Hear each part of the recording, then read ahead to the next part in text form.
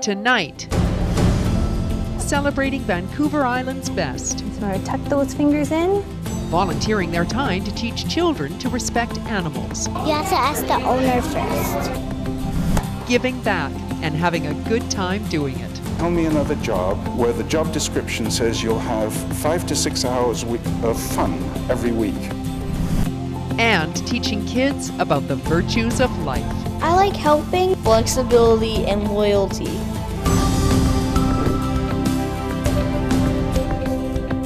Happy Good Friday, and thanks for joining us as we kick off the Easter weekend with this special edition of Vital People. Tonight, we're going to introduce you to volunteers and organizations that make Vancouver Island and the Gulf Islands such a wonderful place to live.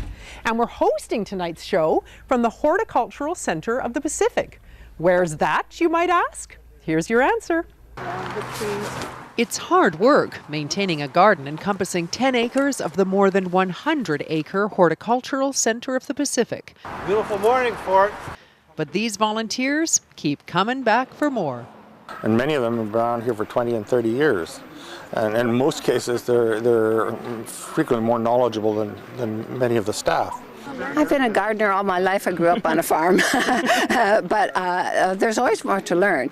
When you look at the number of staff versus the number of volunteers, it's an amazing ratio. Okay. The ratio?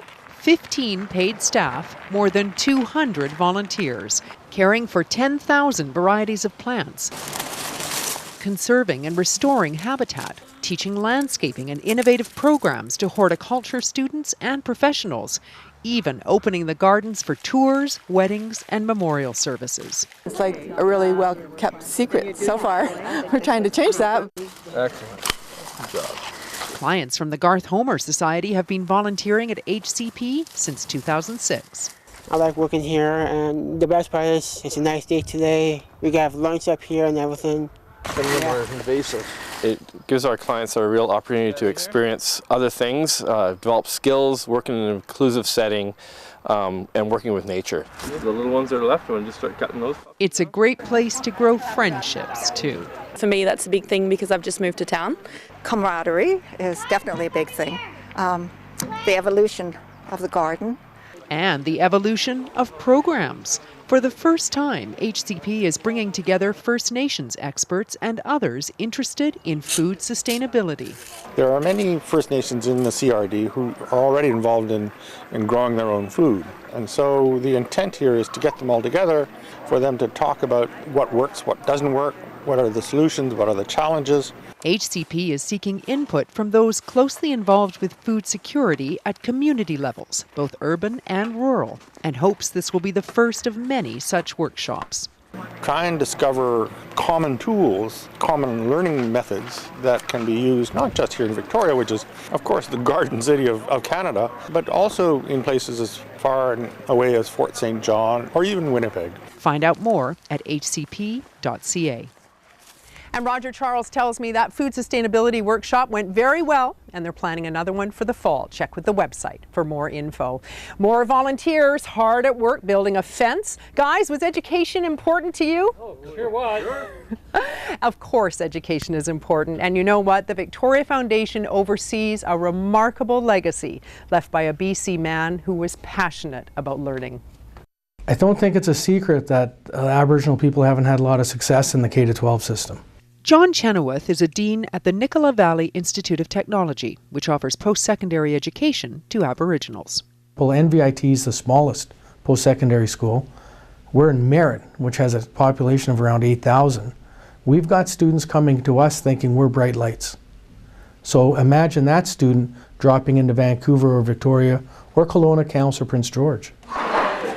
And so, a drum-making class at the First People's House at the University of Victoria. So take the other end and put it through that slot and pull it all the way through. Definitely it's a culture shock to come from an isolated community and to move to the cities. And so we try to create a sense of community within the First People's House for them to welcome them in a good way. Pull. All right.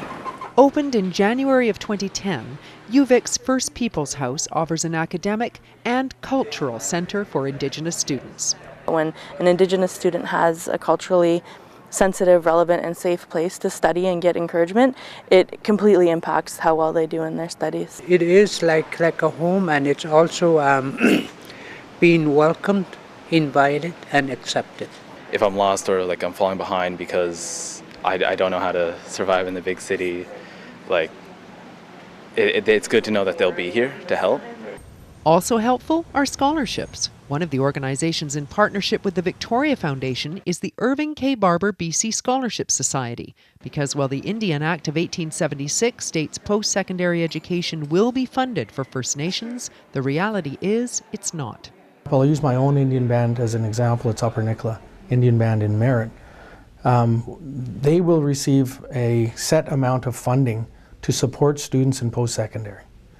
Now, they may have 100 people applying to get funding and have enough funding for 30. Which is why support, both financial and cultural, can truly change a life. We get letters from students all the time that they wouldn't have made it or couldn't have stayed financially without it. So that's why we're here. And if you have students that need funding for childcare, what have you, if we can support that and make that student successful just by staying, then we're doing something very good. And of course, if we're talking about education, we can't forget the importance of the arts. Dance, music, painting, sculpture. And if any of you, or maybe your kids, played in a high school band, did you ever wonder where the sheet music came from? It's quite a story. It's a special performance of the Island Ukuleles, students from schools all over Greater Victoria playing to honour these two women, Bonnie Smith and Eileen Cooper, for their incredible gift to School District 61. They're all barcoded, so they can check them out for 4 months and send them back. Smith and Cooper are retired music teachers. Throughout their careers, the sheet music was ordered, collected, stored in boxes in various schools, passed back and forth between teachers as needed, basically scattered and disorganized. These two women undertook a monumental task. Since 2001, we've spent thousands and thousands of hours working on this, laminating envelopes, labeling them with the title. And we collected all of the choral resources from the secondary and elementary schools and brought them in here, and we shipped filing cabinets in that people had been using, so we had a place to put them, and the district gave us the space. The space is almost the entire basement of S.J. Willis, and it's not just the sheet music. We actually have instruments that are rented out. They are, again, barcoded. We keep track of who has them, and we get them back in the summertime to repair. We get the music back so we can go through and make sure that everything that's supposed to be here is here. I'll be teaching the teachers how to use the recording studio. Retired teacher Len Kanoki is in charge of the synthesizer, another resource in the Cooper Smith Library. Once he gets a teacher up to speed, they bring their students in for an afternoon, which gets them fired up. They love it. They hear themselves playing a very simple part in sort of the framework of a whole band, and they want to do it again. So it's really a good way to get their attention and to motivate them. Bonnie and Eileen have done a tremendous job and help School District 61's budget immensely. Maybe 6 schools don't have to buy the same choral chart. They can use it in different years. By having it in one place, they can borrow it. So this shows the keywords that they would have been able to search by. Last year alone, more than 3,400 pieces of music were signed out. No matter what happens to the district in terms of financial support for music, it's here. For this generation and all those to come. Two remarkable women. And no, much as I'd love to say I was, I'm not related to Eileen Cooper. We're going to stay with the school theme when we come back, but it's not music, it's pets. Say hi. And a great program by the SPCA. Rex, be good. And then it's more pets, the pets of Victoria's homeless and the care they receive from volunteer veterinarians. But just before we go to break, we're asking the volunteers here at HCP on this Easter weekend, what are some of your Easter traditions? I like to get outside and go for a hike. Well, of course, the family all got together for a nice Easter dinner with ham and stuff, and the kids had to stay in bed until we had breakfast ready, boiled eggs. Making my grandmother's pierogies and eating as many as I can. Easter traditions is eating chocolate with the ones you care about the most.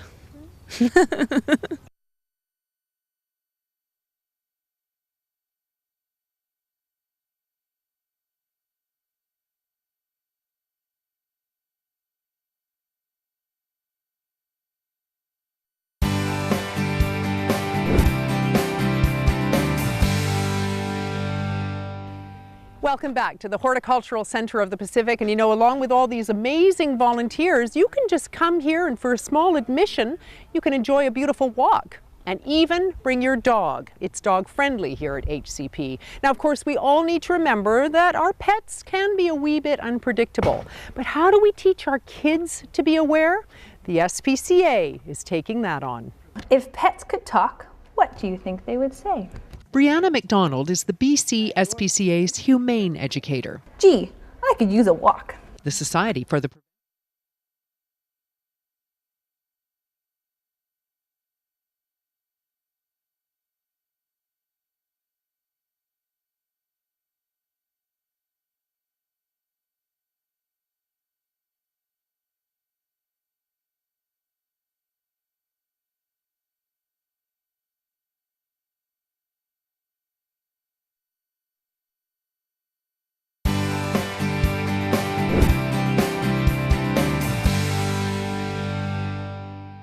Welcome back to the Horticultural Center of the Pacific. And you know, along with all these amazing volunteers, you can just come here and for a small admission, you can enjoy a beautiful walk. And even bring your dog. It's dog friendly here at HCP. Now, of course, we all need to remember that our pets can be a wee bit unpredictable. But how do we teach our kids to be aware?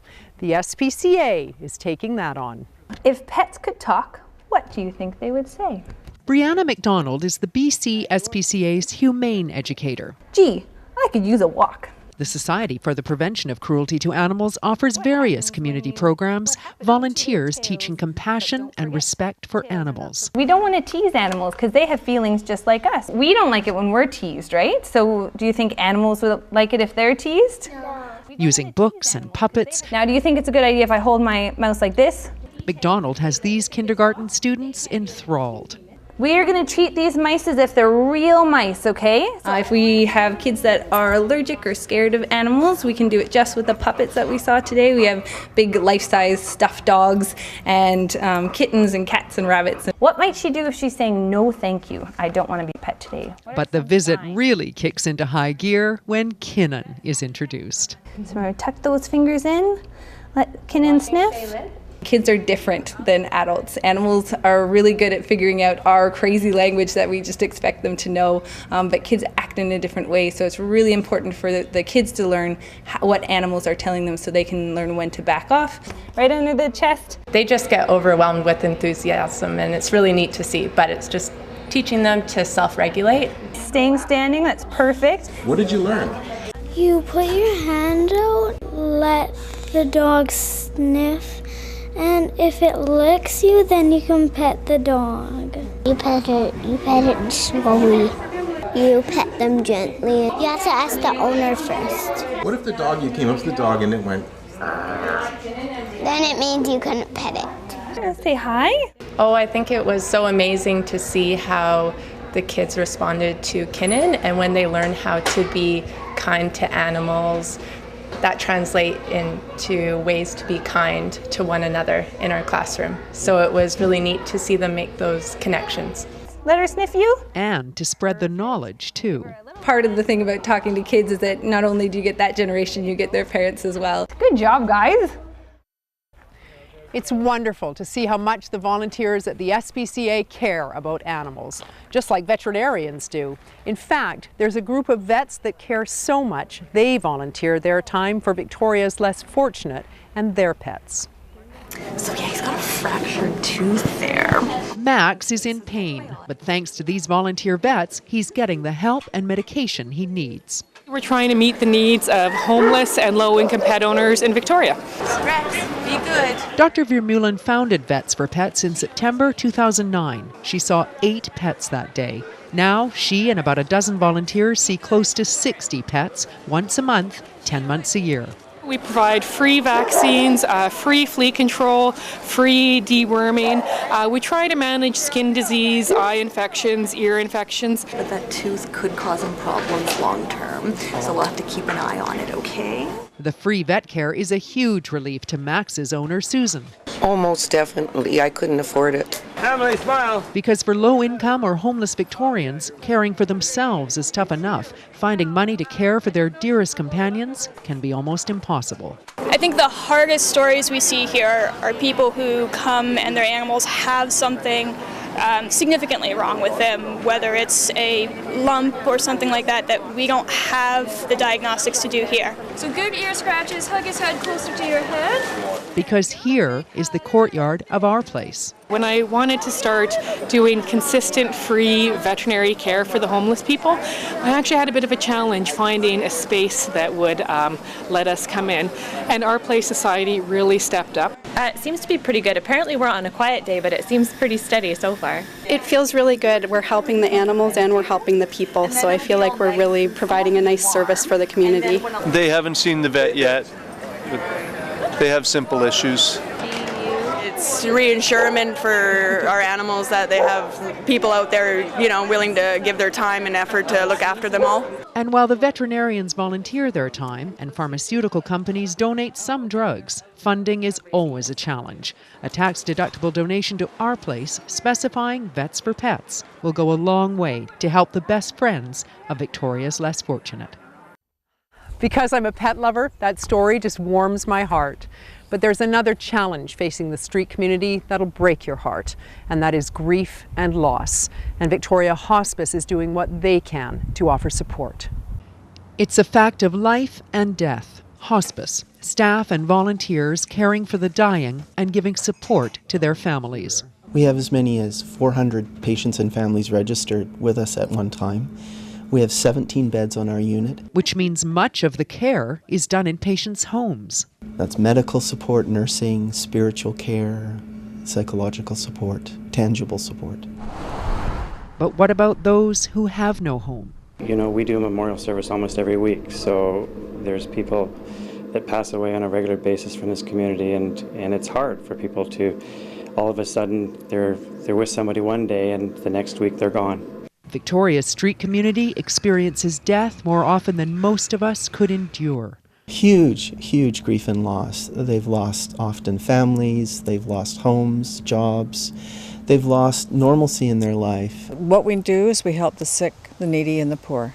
Now, through the Victoria Foundation and the 40 philanthropists who are members of Victoria's Sovereign Order of the St. John of Jerusalem, Victoria Hospice will receive $250,000 over the next 5 years to help the street community. At end of life, their families are grieving, they are grieving, and somehow, the workers can bring those individuals together. It's sacred work is part of the way I look at that. This funding supports weekly grief counseling at Our Place. And we try to create a very safe, non-judgmental atmosphere that anyone is welcome.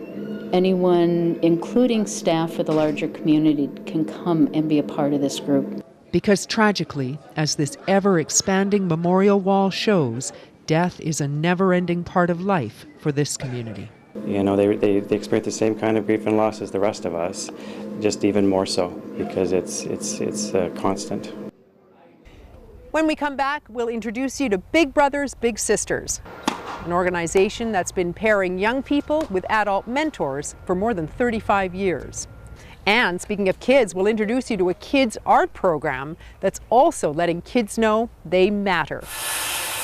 But first, more of your Easter traditions. Last year we celebrated my son's 40th, my granddaughter's 10th, and we had a scavenger hunt, Easter egg hunt, in this garden, and it was awesome. I love eating chocolate on Easter. We spend time with my family, friends, we all get together, have a big turkey, ham, whatever, and it's great. The sun on my face and walking and looking at the flowers and the magnolias, that's what life is all about on an Easter Sunday.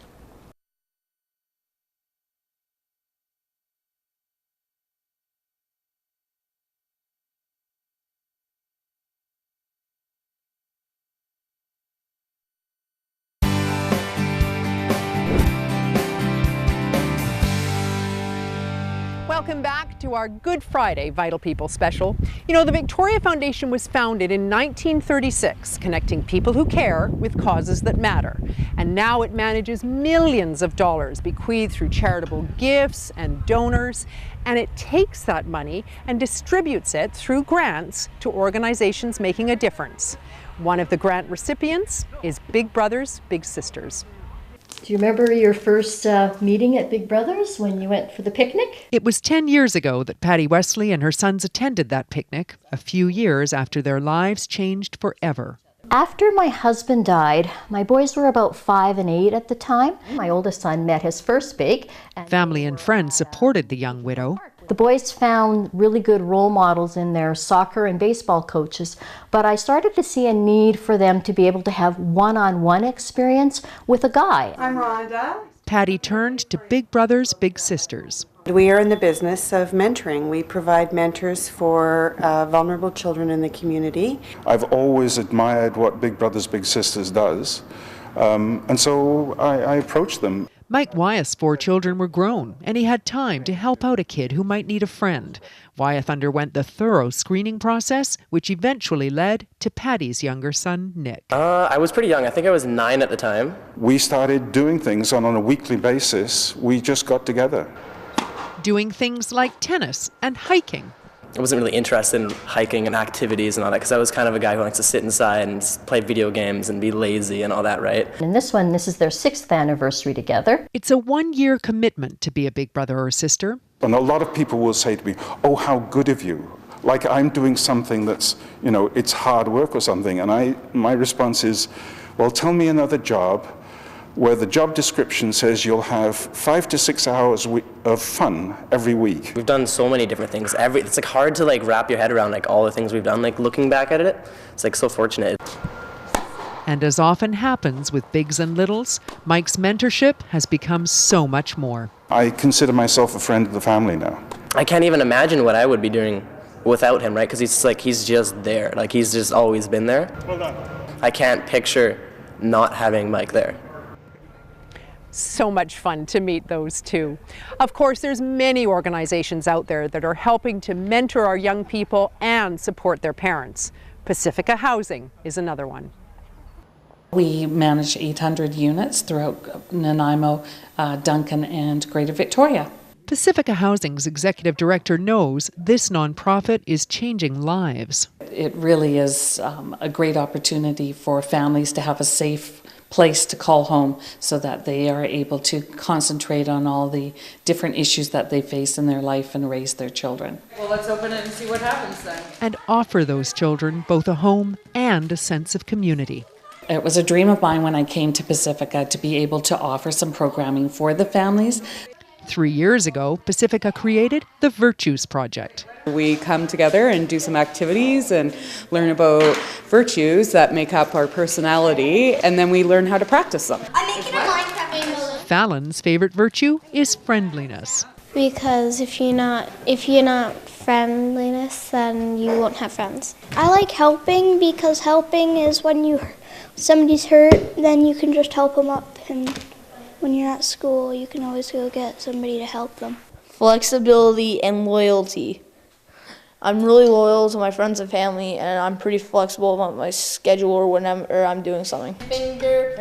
You know, you get to see them grow, but you also get the comments from the parents like, oh, I heard them out in the playground the other day saying, oh, you wouldn't do that in Virtues, right? So you know that it's kind of sinking in and it's meaningful for them. I'm making an army team. Meaningful and fun, too. In Virtues, we do lots of activities like swimming and going outside and playing games inside this room. And now, the Virtues Project kids are bona fide artists. Their work brightens the halls of Victoria's Ministry of Health. In our spring show, we had artists from Our Place and Garth Homer Society. In the fall, Callio approached Pacifica Housing. And the youth art group was really keen, and so they worked with their Virtues program and developed the art you see here on the walls specifically for this show. Sharing what they're learning about caring and community. Thanks for watching this special edition of Vital People and meeting some of these amazing volunteers at the gardens at HCP. And you know, all of the organizations that you just saw profiled have been supported in some way through the Victoria Foundation, which means if you support the Victoria Foundation, you're making a difference too. From the Horticultural Center of the Pacific, happy Easter. Vital People is brought to you by the Victoria Foundation, connecting people who care with causes that matter.